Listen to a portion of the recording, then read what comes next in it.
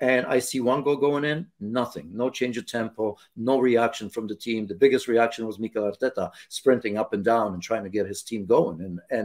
So look, I mean, it's an experience, and maybe that's going to be the learning curve for the years to come. I hope for Arsenal fans, but you know, I think there's always one or two or three players out there that can help you with that, and I think they were missing in the game yesterday.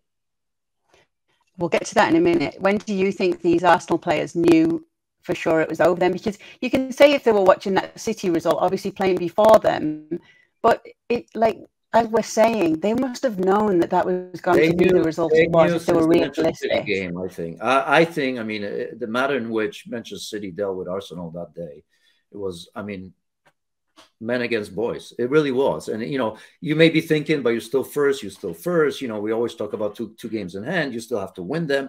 And then reality comes in. Manchester City continues on winning. They're winning their games in hand. And then, boom, after some soft results, Arsenal had really no say in that game. I mean, it was clear for everybody that Manchester City are a better team. And then you're kind of waiting, right?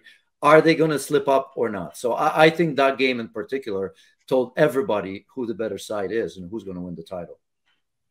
So you talk about the players that they need to bring in, and we've talked about the profile it needs to be. Who do you think you'd like to see in this Arsenal side next season that you feel would be able to give it a good shot again? Well, I mean, I think I'm going to have to repeat myself, but somebody like Declan Rice in the center of the pitch. I mean, you can see that he's a winner. He understands that position. I don't know if he's going to end up going back to, going to Chelsea or Arsenal, but that's sort of a player. We're going to be talking about McAllister. We're going to be talking about Caicedo. Maybe, I mean, in terms of McAllister, he just won the World Cup. Caicedo obviously hasn't tasted that sort yet, but it's the type of player that I think there's going to be 3 or 4 teams bidding over to get them in. So those type of players. In terms of a striker, I haven't even really thought about it. I wish I had an answer for you. I mean, it's easy to pick out some of the best strikers in the world, but the big question is, are they going to feel that this project is worth it? Don't know. That is my question to you. Have Arsenal shown enough this year with the fact that they did keep it as tight as they did for so long, and the way Mikel Arteta is with his players and the way they play? Have they done enough this year to be beating out other sides to the signature of some of these big players that will be available?